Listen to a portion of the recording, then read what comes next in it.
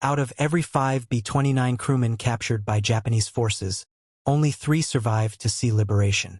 For those who did make it, their average time in captivity was measured not in months, but in days of torture that would break most human beings.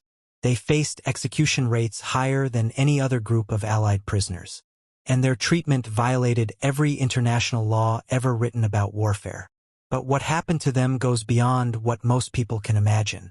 And now you're going to understand why their fate was sealed the moment they parachuted onto Japanese soil. When people think about the air war over Japan, they usually picture formations of silver bombers dropping their payloads and returning safely to base. But the reality for hundreds of B-29 crews was drastically different. The Boeing B-29 Superfortress was the most advanced bomber of World War II, capable of flying over 3,000 miles with 10 tons of bombs. Stationed in the Mariana Islands from late 1944 onward, these massive aircraft carried 11-man crews on missions that lasted up to 16 hours. The Americans needed these bombers because Japan's industrial cities were the only way to the enemy's war machine without a costly invasion of the home islands. Flying from bases on Saipan, Tinian, and Guam, the B-29S could reach any target in Japan. But this also meant that any crew going down would be landing in enemy territory with zero chance of friendly rescue. The Japanese knew exactly what the B-29s represented. Every bomb that fell on their cities came from these aircraft, and the civilian population saw the devastation firsthand. By early 1945, American firebombing campaigns were systematically destroying Japanese urban centers. The raid on Tokyo during the night of March 9 to 10, 1945 killed more people in a single night than either atomic bomb would later that year. Over 15 square miles of the city burned and approximately 100,000 civilians died in the firestorm. The Japanese government understood these raids were breaking the nation's ability to continue the war, but they also saw them as acts of terror against defenseless populations. This perception would prove catastrophic for any B-29 crew member who fell into Japanese hands. On August 13, 1942, the Japanese government passed what became known as the Enemy Airmen's Act. This law declared that any Allied airmen participating in bombing raids against Japanese held territory would be treated as violators of international law rather than legitimate prisoners of war. The language was specific and deliberate. It stated that captured airmen were not protected by the Geneva Convention and could be tried as war criminals for what the Japanese called indiscriminate bombing of civilians. What this meant in practice was that B-29 crews were marked for execution from the moment this law took effect. American intelligence knew about the law, but underestimated just how extensively it would be applied. They believed it might result in show trials and a few executions for propaganda purposes. The reality was far worse. Between 1944 and 1945, approximately 570 American airmen were captured after their aircraft were shot down over Japan or Japanese-controlled territory. The vast majority were B-29 crew members. Of these men, less than 60% survived to see liberation in August 1945. This mortality rate of over 40% was significantly higher than the overall Allied prisoner of war death rate in Japanese captivity, which itself was a horrifying 27%. But the raw numbers don't tell the full story of what these men endured. To understand their fate, you need to know what happened from the moment they hit the ground. When a B-29 went down, crew members who successfully bailed out faced immediate danger even before landing. There are documented cases of Japanese civilians and soldiers shooting at parachuting airmen while they were still in the air. One crewman from the 462nd Bombardment Group was machine-gunned to death while descending, his parachute offering no protection from the gunfire below.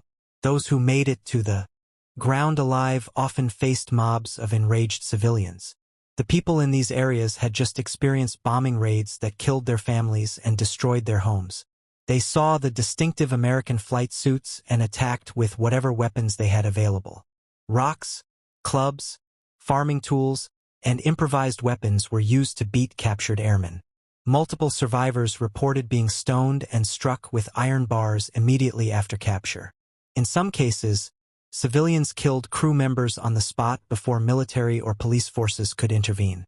The crew of a B-29 that crashed near Tokyo on March 10, 1945 had 3 survivors who were beaten to death by civilians within minutes of capture. For those who survived the initial capture, the next stop was usually the Kempeitai headquarters. The Kempeitai were Japan's military police, and they operated with almost unlimited authority over prisoners. They ran the interrogation centers, and their methods were systematically brutal. The Kempeitai had been trained in torture techniques that were designed to extract information while inflicting maximum psychological damage. Captured airmen described interrogations that lasted for hours with no breaks. Questions were repeated endlessly, and any answer deemed unsatisfactory resulted in immediate physical punishment. The most common torture was beating with bamboo sticks called kendo sticks. These were used to strike prisoners on the head, back, and joints. The beatings left massive bruises and frequently broke bones. But they were calculated to avoid killing the prisoner too quickly. Sleep deprivation was standard practice. Prisoners were kept in small cells and prevented from sleeping for days at a time. Guards would wake them every few minutes if they tried to rest. Water torture was extensively documented by survivors. The technique involved forcing large amounts of water down the prisoner's throat until their stomach distended grotesquely. Then guards would jump on the prisoner's abdomen to force the water back out. This process was repeated multiple times during interrogation sessions. Electric shock torture was administered using various methods. Some involved telephone generators that delivered sustained electrical current to the prisoner's body. Others used the main power grid to electrify metal chairs or tables that prisoners were strapped to. For female prisoners, electrodes were inserted into body cavities. The pain was described as unbearable, and the psychological terror of knowing it could be repeated at any moment broke many prisoners mentally before they broke physically. But perhaps the most horrifying aspect of Kempeitai interrogation was its ultimate futility. The Japanese interrogators wanted specific military information about bombing targets, aircraft capabilities, and future raid plans. However, most B-29 crew members were junior officers or enlisted men who had no access to strategic planning information. They could provide only basic details about their own aircraft and crew, information that had no intelligence value. Yet, the torture continued regardless. Prisoners who insisted they knew nothing were accused of lying and tortured more severely. Those who fabricated information to stop the pain were beaten for providing false intelligence.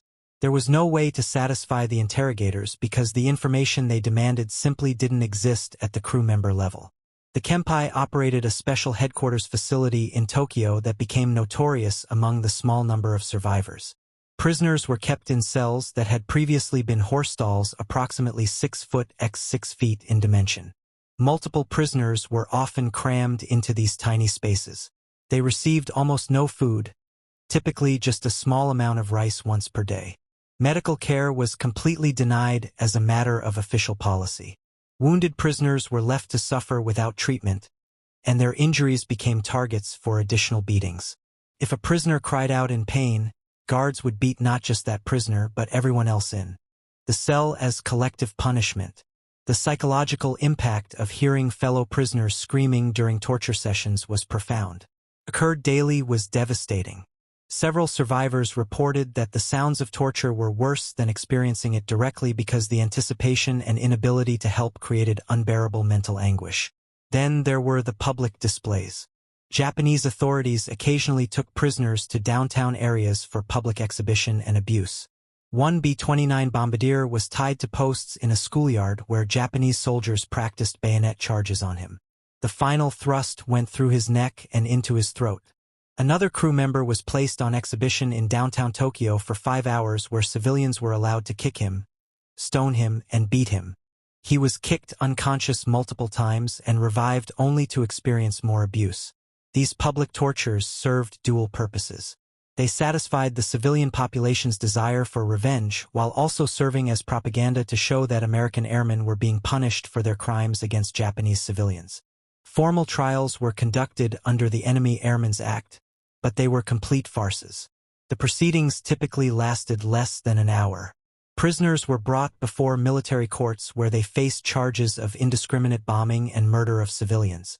They had no defense counsel, no ability to present evidence, and no right to appeal. The verdict was predetermined. 11 were beheaded at a rifle range. Their execution occurred just weeks before Japan's surrender, when it was clear to Japanese leadership that the war was lost. Yet, the killings continued. 15 American airmen were beheaded at Fukuoka on August 15, 1945, hours after the Japanese government had announced its intention to surrender. The methods of execution varied, but beheading was most common. Sword beheadings required skill, and botched executions were not uncommon. In one documented case, 2 B-29 crew members sentenced to death at Osaka Military Prison endured a failed beheading attempt that had to be covered up. The executioner strike failed to sever the head completely, and the prisoners had to be finished with gunshots to the head at point-blank range. Some prisoners were taken to remote locations and shot by firing squads. Others were killed by lethal injection with prison doctors administering fatal doses while pretending to provide medical care. Between March and June of 1945 alone, 9 seriously wounded airmen held at Tokyo Kempeitai headquarters were executed by injection specifically because they required medical resources the Japanese were unwilling to provide.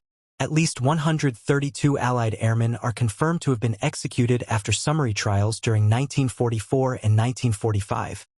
But this number only includes documented cases where records survived the war. The actual total is certainly higher because Japanese military and police units systematically destroyed evidence as Allied forces approached. Burial records were erased, bodies were exhumed and cremated, and documentation was burned. Many crew members simply vanished with no record of their capture or fate. Their families received only the official designation of missing in action, never learning what actually happened. Beyond formal executions, many prisoners died from neglect and abuse. The death rate from disease and starvation in Japanese prisoner of war camps was astronomical. Captured airmen received minimal food, typically a small bowl of rice that provided perhaps 600 calories per day. Men who weighed over 200 pounds when captured shrank to under 120 pounds within months. Diseases including dysentery, beriberi, and diphtheria spread rapidly in the unsanitary conditions. Prisoners with dysentery were denied food entirely and left to starve to death. One B-29 crew member caught diphtheria and became paralyzed during his captivity, surviving only because the war ended before he died from complications. There were also cases of what can only be described as medical atrocities. At Keio University in Fukuoka, 9 B-29 crew members who survived their aircraft crash on May 5, 1945 were taken to the medical school's anatomy department. Over the following 3 weeks, they were subjected to vivisection experiments. These were not legitimate medical procedures. They were torture sessions conducted under the guise of surgical research. The prisoners were not anesthetized. They were conscious while parts of their bodies were removed for examination. All 9 died as a direct result of these experiments. The doctors and officers involved were later tried and convicted of war crimes, but the suffering these men endured cannot be overstated. During the final months of the war, there were scattered reports of cannibalism involving captured Allied airmen. Japanese soldiers, often starving themselves due to disrupted supply lines, killed prisoners and consumed their flesh. One Indian prisoner of war testified at war crimes trials that on November 12, 1944, he witnessed Kempeitai officers behead an Allied pilot and then cut flesh from the body's arms, legs, and buttocks. The flesh was carried away and fried. Another witness described a systematic process in New Guinea where Japanese soldiers selected one prisoner each day, killed them, and consumed the meat. While the exact number of B-29 crew members who suffered this fate is unknown, testimony indicates it occurred multiple times in different locations. The psychological trauma for those who survived was immense and permanent. Many prisoners spent the rest of their lives unable to speak about their experiences. One bombardier who was displayed naked in a cage at Tokyo Zoo for public abuse weighed 215 pounds when captured. At liberation, he weighed 122 pounds. The physical scars were visible, but the mental damage ran far deeper. Survivors reported nightmares, flashbacks, and an inability to process what had been done to them. Some never recovered psychologically. The Japanese policy of treating B-29 crews as war criminals rather than prisoners of war created a system where torture and execution were not aberrations, but standard procedure. Every captured crew member faced the same fate with only the timing and specific method varying. When Japan surrendered in August 1945, Allied occupation forces conducted extensive investigations into the treatment of prisoners. The evidence they uncovered was overwhelming and horrifying. War crimes trials were held in Yokohama, where surviving prisoners provided detailed testimony about their captivity. Japanese officers and guards were convicted and sentenced for their roles in torture, illegal executions, and medical experiments. But for the families of those who didn't survive, justice could never undo what had happened. The men who died in captivity suffered fates that violated every principle of civilized warfare and human decency. Out of approximately 570 B-29 crew members captured, nearly 250 died before liberation. That's a mortality rate that exceeds even the horrific statistics from other prisoner-of-war populations in Japanese custody. These men were not just casualties of war. They were victims of a systematic policy that declared them criminals and subjected them to treatment that shocked even hardened war crimes investigators. The Enemy Airmen's Act created the legal framework, but the implementation went far beyond anything the law specifically authorized. Individual guards, interrogators, and officers took it upon themselves to inflict suffering that served no military purpose and violated every international agreement about the treatment of prisoners. The story of what happened to captured B-29 crews stands as one of the darkest chapters of the Pacific War. These men volunteered to fly some of the most dangerous missions of the entire conflict. They knew the risks of mechanical failure, enemy fighters, and anti-aircraft fire. But they could not have imagined the fate that awaited them if they were forced to bail out over Japan. The systematic torture, the mock trials, the executions, and the medical atrocities represent a level of cruelty that defies comprehension. For the families who lost loved ones in Japanese captivity, the pain was compounded by not knowing exactly what happened. Many crew members were simply listed as missing, their final days unknown. It wasn't until the war crimes trials revealed the full scope of abuse that families learned the truth. The survivors who made it home carried those experiences for the rest of their lives. They returned to a country that wanted to celebrate victory and move forward. But they remained trapped in the memories of what they had endured. Some spoke publicly about their experiences, providing testimony that helped convict war criminals. Others retreated into silence, unable or unwilling to relive the trauma. All of them bore physical and psychological scars that never fully healed. The weight of having survived when so many didn't created survivors' guilt that many struggled with for decades. Today, the story of captured B-29 crews is not widely known outside of military history circles. The broader narrative of World War II focuses on major battles and strategic decisions, leaving little room for the individual stories of prisoners who suffered and died far from the fighting. But their story deserves to be remembered and understood. These men represented the human cost of strategic bombing campaigns and the complete breakdown of international law that occurred in the Pacific Theater. They were ordinary Americans who found themselves in extraordinary circumstances, facing an enemy that showed no mercy, and a system designed to inflict maximum suffering before death. If you want to hear more stories like this, help us out by subscribing.